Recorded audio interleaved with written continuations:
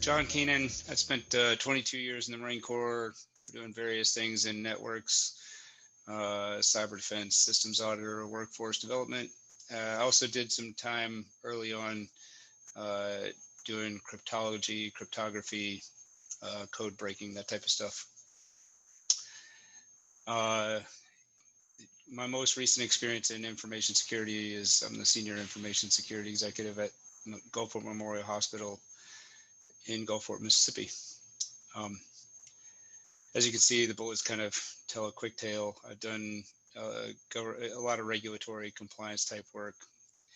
I guess if you follow the argument, which is that, regulatory compliance is security, or security is not, compliance doesn't equal security. My only comment about that is that if you have no compliance, you have no security. So at least if you have some compliance, you have more security than if you had none. So I've been doing this for 3 years. In the first 2 years, I had pretty decent luck with the board in terms of getting relatively decent budget increases. I think I had basically a 20% increase both years. This year, I sort of had, I was sort of playing it close to the vest. I didn't really have, I had some ideas for major projects that I wanted to do, but our budget year goes from October 1 to September 30, and we planned for it in the year prior. So I was looking at this stuff. I was looking at the budget year I was executing in March of 2020 and July of 2019. And at that point, I was sort of thinking, okay, this year, I'm not going to go to them with a 10 or a 20% increase. We're just going to see how much I can do with what I've already got, sort of an optimization year. Make sure all the tools are working right rather than trying to come in with a new tool. And we have the standard deck of cards. I mean, we've got SIM, we've got email security at what I'll call the outer layer with advanced threat protection, and we've got an interior secure email gateway. We've got, we've got firewalls, and we've got web proxies, and we've got next-gen antivirus, and we've got a pretty robust vulnerability management program that's tightly integrated with our ticketing system. So we have relatively decent times on vulnerability management or vulnerability mitigation.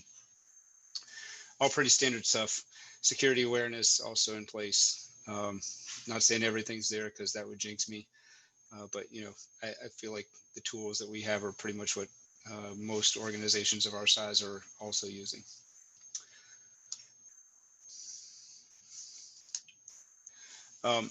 So what I wanted to talk about, and what Jason and I had talked about beforehand, was how do you change in a year where you have a new thing that you want to do? How do you get that change? And obviously, if you have a budget, we'll say $5 million, and suddenly you need $500,000 to get something new. Can you actually get that $500,000, or is there some other does it have to be a catastrophic event that causes people to buy into your program? And obviously, even though people say all the time, well, security is at a point where they have unlimited budgets. That's not my organization. We have a limited budget, and it's not anywhere near $5 million. I'm just using that for arbitrary math. So when we had a email, we didn't have a business email compromise this year, but we did have a conversation hijack where we were the victims of somebody else's business email compromise. And I'll go into the details in a minute, but basically, we needed something, and we needed training to address that. It wasn't available in our security awareness program, and I'll kind of tease that out a little bit. But anyway, how did I figure that out? This is my case. This is basically walking you through my case study of how I figured this out without asking anybody for any more money than I already had. All right, so here's the sort of the prelude slide. This is sort of setting the scene for what happened. We had one of the directorships inside the hospital was working on a major capital investment. And the engineering firm got had a business email compromise, and that person and that engineering firm, basically somebody sat in their email environment watching stuff come and go, figured out where there were some opportunities to maybe make, a couple $100,000 or $500,000 off of a email scam. And they basically waited until they found the right opportunity. So like I said, the attacker lurked, persistence, and eventually they found an opportunity to get us to change their banking information. It started out first as, hey, they asked for the change in banking information, then they asked for a wire. Well, we have, just as a good business practice, we actually had one control in place that worked to our favor in this, and that is we don't send wires. So they asked for the wire, it didn't get sent out, but they quickly rebounded with, well, how about you FedEx the checks to this address? And that actually, that was met with, well, hey, let's get some new corporate information from you guys. W-9s were filled out, letters from leadership were signed and emailed. So we got all that. The one thing that we didn't do was that they, sorry, I'm getting ahead of myself. The one thing that we didn't do was we didn't do it via separate means of communication. So nobody reached out to this company over the phone and said, hey, did you guys actually send this email? Nobody reached out to more than one company officer and said, hey, are you sure this is really you guys? We've updated those policies. We had officer level changes, but the one comment that's not about getting the budget is, I would say, make sure you read your insurance exclusions and form your policy around your insurance exclusions. And we were probably not doing that as often as we should have been. We had, our policies were good. They were not great. And they are not all my controls to own, but they certainly are controls that I'm paying a lot more attention to now. Anyway, so that's the prelude. Here's what happened. Starting in around January, or maybe even last fall, or that fall, we started exchanging emails with this company. And the company in question then got business email compromised. And the only trigger we ever saw was there was a no relationship flag in our business or in our secure email gateway. Of course, it was a new contracting agency, and that trigger would have happened anyway. What we didn't have at the time was I'm not sure. We've got some policies in place but they're very specific, and it's kind of like policy whack-a-mole, figuring out if it'll work next time. But basically, they just had a display name mismatch. Everything else sort of lined up, SPF, DKIM, DMARC, all that stuff lined up. And at a technical level, you would have thought that everything was great. But what had happened was the attacker slipped in, or rather removed, a couple of consonants in places in the actual reply to address. Where there were double consonants, they just took one consonant out in two places, and that created a display name mismatch. But the only flag that we got was low or no relationship with that second email address. Eventually, like I said, we refused to wire the money, but we obligingly sent 2 checks. The company leadership then called the contractor company that we were sending these 2 checks called and said, hey, where's our money? And we were like, well, what do you mean? We just sent it. This is not news. Here's where we sent it. They're like, oh, that's not us. So that's actually enter cybersecurity. That's where we got brought in, was right then. None of this actually was known to us until like about 45 days after the actual events occurred. So we started doing our research and figuring out what went wrong, and all of this stuff was sort of our incident response process kicking into high gear. And it took us, once we had figured out the trails, it didn't take us more than about 72 hours to figure out who, what, where, and why of somebody else's business email compromise. But of course, there wasn't a convenient way to communicate much of this to them, because it was volumes of information that couldn't be sent over email because they were compromised. So what did we do after that? And this is where, this is where we're starting to talk about the budget piece of it. We had security awareness in place, like I talked about. It's set up for once a year. I think there's an awful lot of places that are set up for once a year. I think that more and more people probably in the last year have decided, hey, once a year isn't cutting it. Of course, how often I get to train 6,000 people is not a decision that I get to make myself, because if my training takes 30 minutes to an hour to complete, that's payroll hours, and that's time away from productive work in the organization. So there's more people involved in that decision than me. I gotta get buy-in when I change the security awareness training cycle. Right now we're set up for once a year. In 2020, right, rather in 2021, we're going to be migrating to 4 times a year and 15-minute cycles, so that it'll stay fresher in people's mind for longer. Our security awareness is operated through a separate LMS. That's sort of an interesting piece, but it's part of what, we're a hospital. We have an LMS because we have lots of things that people need to be trained on, and so our professional development organization has access to their own LMS.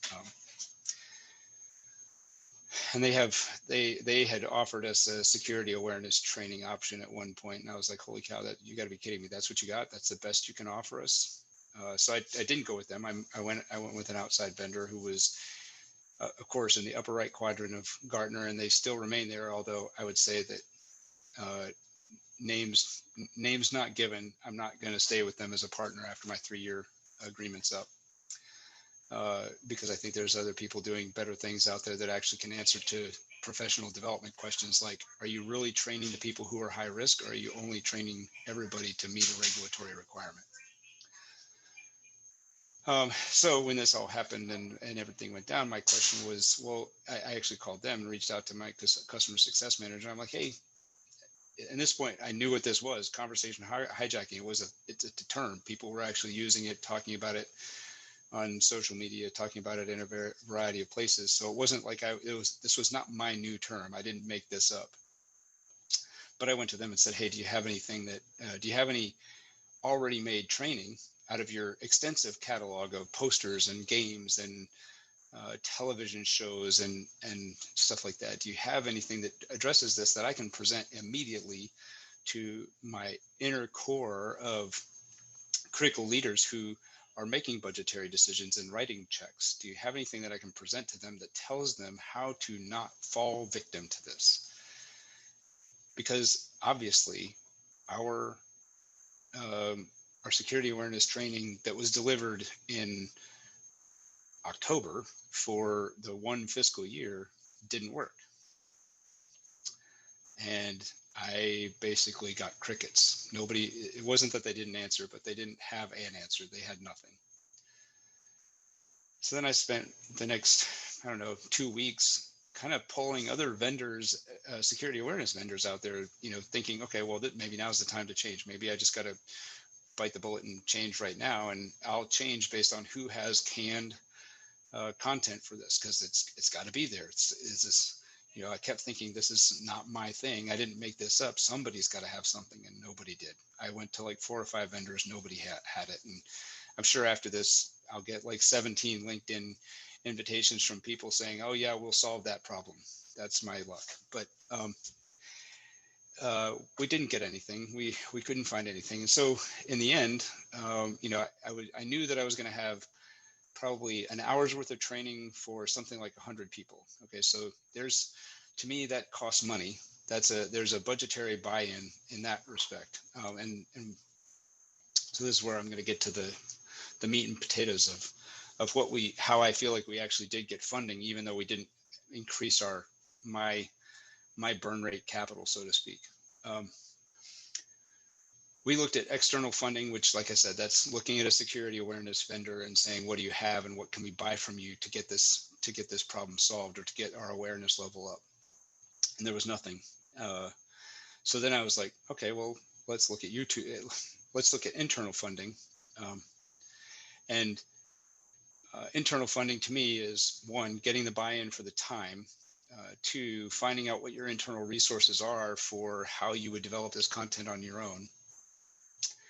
And I considered having my team sit there and kind of nug through building out some slides and maybe doing a YouTube video that we could send to everybody. And that seemed like it might work, but it didn't seem like it was the best course of action for me. So then I kind of ate a piece of humble pie and went to the professional development folks and said, hey, look, I've got this problem. I really need to get this training out. This is probably around the 30-day mark post incident. I really need to get this training out. And it's at this point, we couldn't say it's time critical anymore because, we're way past 72 hours. But, it was important that we get this information out as quickly as we possibly could within reason. Pardon me. So I sat down with a course developer. We basically came up with the presentation that you're seeing now with slightly different, with some, well, actually, I'm sorry, that's not, you're seeing the tale of how it happened, but basically, rather than the tale of what we actually delivered. But basically, the process was we sat down, I wrote out a detailed case study of exactly the events that happened. I went line by line from day 1 to day N, and then, and including the amounts that were sent, where they were sent, how it was identified. All these details were in that training. We built it out and we started,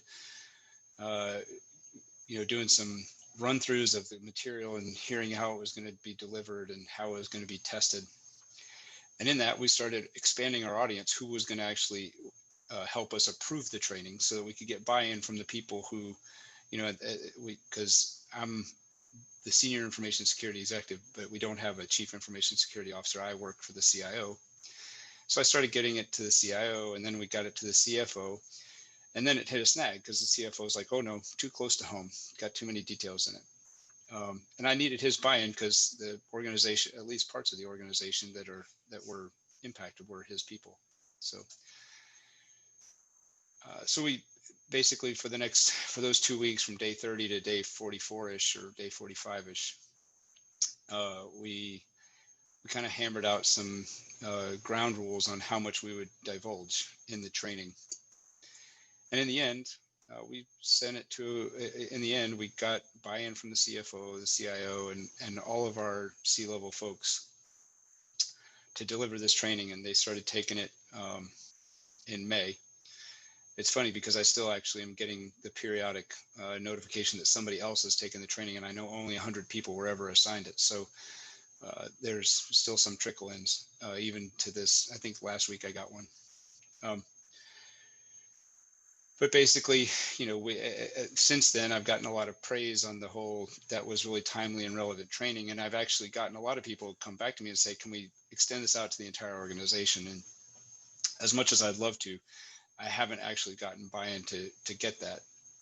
But it was, I think it was a pretty good, to me, it was a pretty good example of exactly how you would go about getting funding, even when you have no money to be had. I mean, this was, the event happened, I don't remember, I'd have to go back and mine my email for exactly what day, but we'll say somewhere between February 28th and March 6th in that time frame. Well, of course, everybody knows what happened 2 weeks later. The entire country started locking down. And when the entire country started locking down, hospitals stopped doing elective surgeries was the first thing to go. And then kind of everything just kind of became this focus on coronavirus and how do we keep healthier patients safer, and how do we keep our employees safer, and how do we keep the population from becoming embroiled in a pandemic. And so we all kind of went home, and this training sort of, it didn't not go anywhere. It would have been very difficult to spend 30 to 50K above what I already had budgeted this year had I found a solution that involved getting a new vendor and say, okay, this is what we need. That money just wasn't there to be spent, or at least it wasn't going to be spent even if I'd had it. So, this is just kind of, like I said, my case study on how I went looking for a way to get what I needed without actual funding being available. So, and that's the end of the presentation. I think that's just about the time that Jason said I needed to finish. So. Fantastic. Well, thank you very much, John. I'll close down your actual slide deck here so everyone can see your face for a little bit of Q&A. So in preparation for this, we did have a few questions come in. People do have the ability to submit them in advance of the session so that we can kind of prepare accordingly. So I'm going to fire some of those questions to you now, basically. So perceived nature, first and foremost, because of developments this year, is that obtaining security budget is a little simpler these days. True or false? And what's your perspective towards that? I think that may be true depending on your industry. What I have experienced is that money is still money, and it's still got to be revenue generated somewhere. And even if you have an annualized rate of occurrence of one, of a $500,000 event or $1 million event, or whatever your bogey is on your, what's a large event to you and your organization, that still costs money, and that revenue still has to be generated. And unless the cybersecurity organization or this information systems team writ large can show how they're recapturing that money, you don't just get an open fire hose of money. You still have to be judicious about it, because your time will be short-lived if you just keep spending money and keep raising that budget. Gotcha. Okay. No, interesting, as I say, because inevitably there has been research that suggested there has been a spike in, attacks of all different types of nature, given the fact that a lot of people are working remotely. A lot of people are now using their own devices at home, for example. If they've got an internet connection, it may not be secure as what the office may have been in some cases. So there has been some arguments that the business are waking up a little bit more to security. Can you give us a little bit more perspective on the healthcare industry and what the perceived notion is there around, I suppose the uncertainty and fear of attacks becoming more and more proficient, more regular, more detrimental, and how that is impacting the way the budget is being put towards security technology?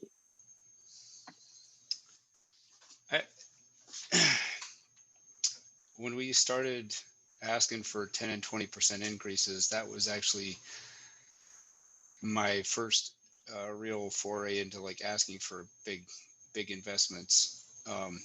And I feel like at that time I was trying to make the case for it then, and that was at the end of 18 and all of 19 and not so much 20. But at that point there was still an awful lot of,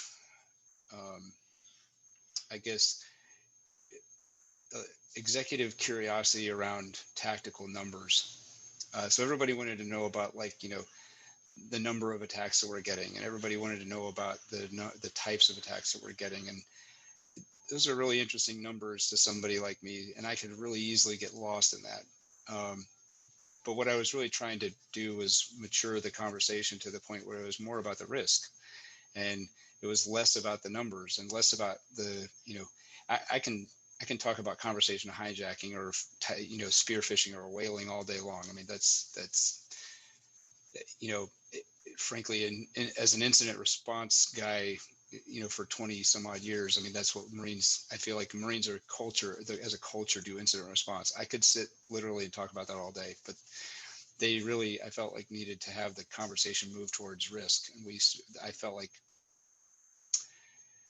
when we started talking about email risk and when I started talking about the email risk and how we were sending large files and then retaining large files in the business email environment, that was our chief risk. And when I started putting it in terms of unique patient identifiers, total numbers of unique patient identifiers, and what those records are worth on the black market, and then what a single loss expectancy could be from all of those records being exposed, that's when we really started talking about, oh, hey, yeah, you know, that $200,000 that John's asking for really isn't that big a deal.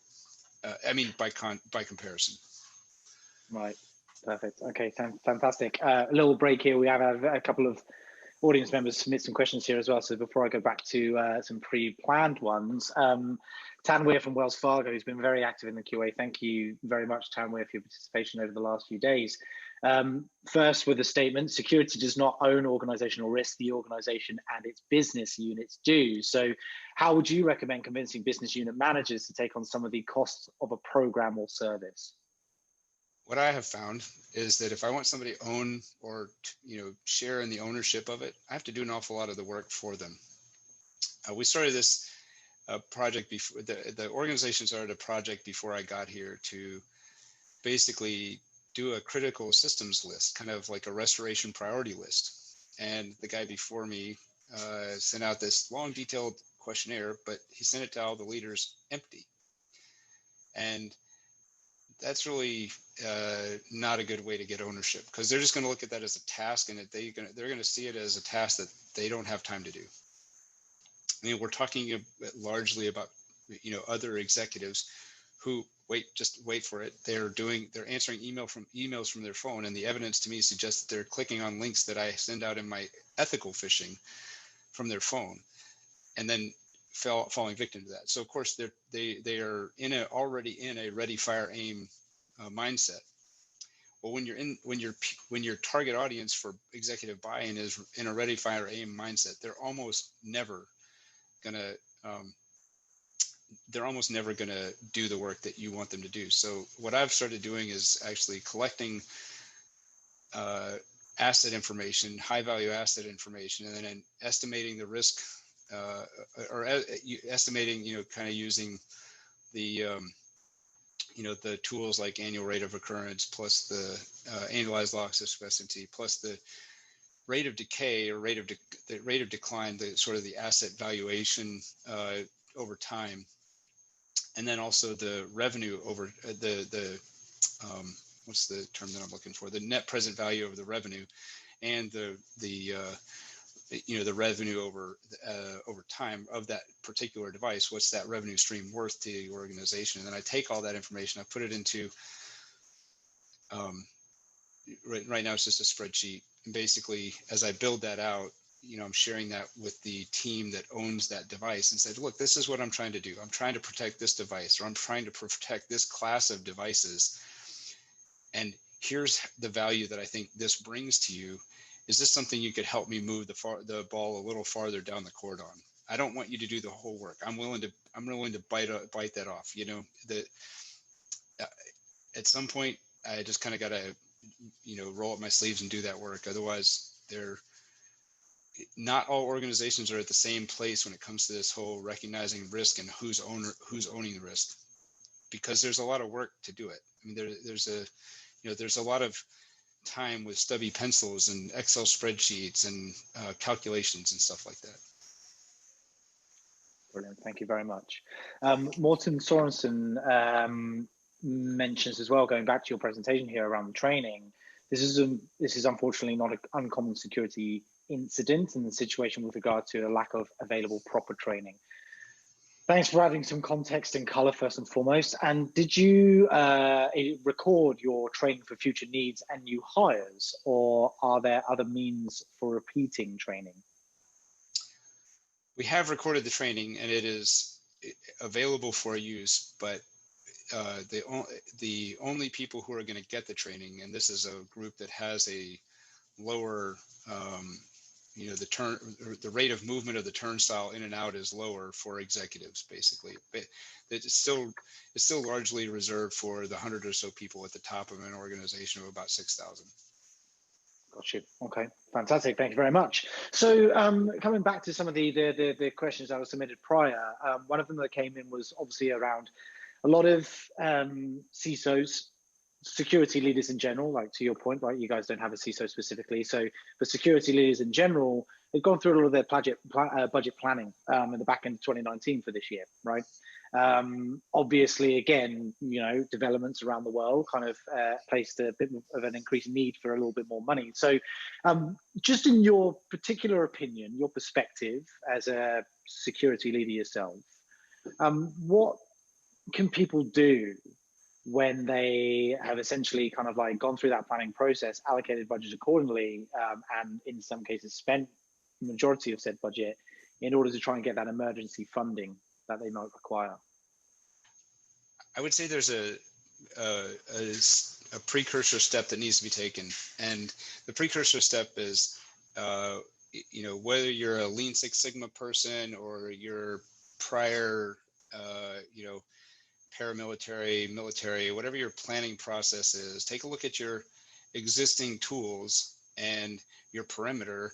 And I would first look and see, is everything working right before I ask for more money?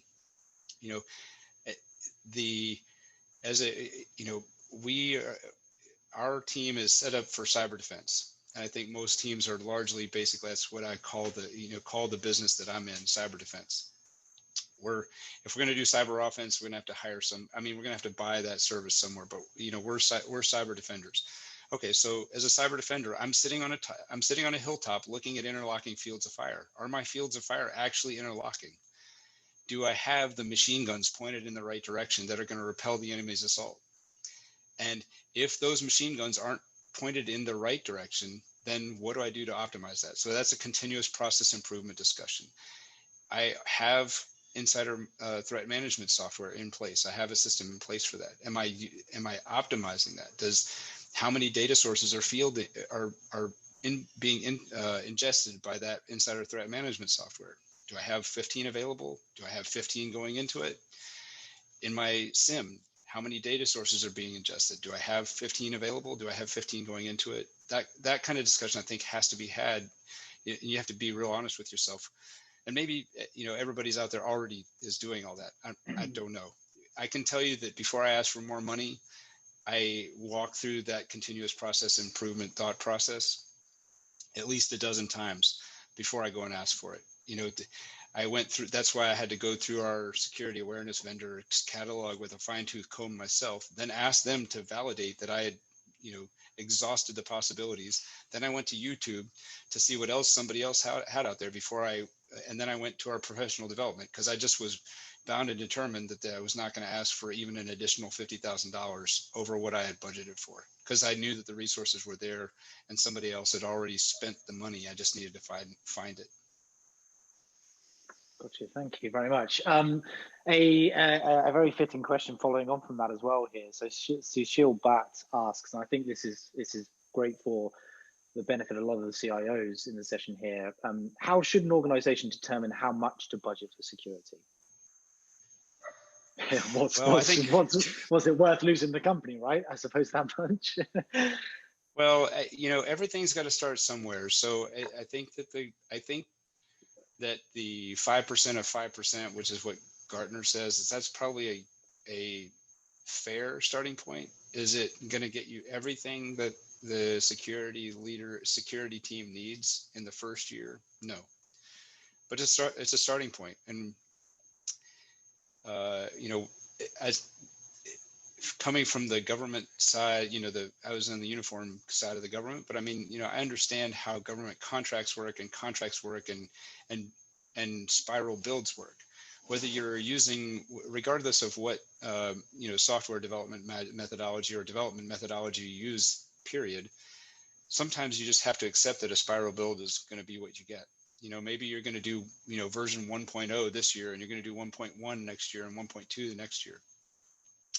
And that's, and that's through 5% increases in budget. And then, maybe you get to version 2.0 that year that you're willing to ask for the 20% increase. I think that was, in 2019, when I asked for that 20% increase, that was a big deal. But that was, that was email security 2.0 for us, as opposed to sort of, I would say, email security 0.5 or 0.7 or something like that. The spiral build at that point in that particular domain was low. Gotcha. Okay, great. Thank you. And then Vinny Colley asks, with the lack of cyber resources, what are the things you would consider for managed services that can handle endpoint security? Is that is always critical? Well, we do our endpoint security for Windows devices with just a standard off-the-shelf next-gen antivirus. Our not so standard Internet of Medical Things, we do that through constant vulnerability management and scanning.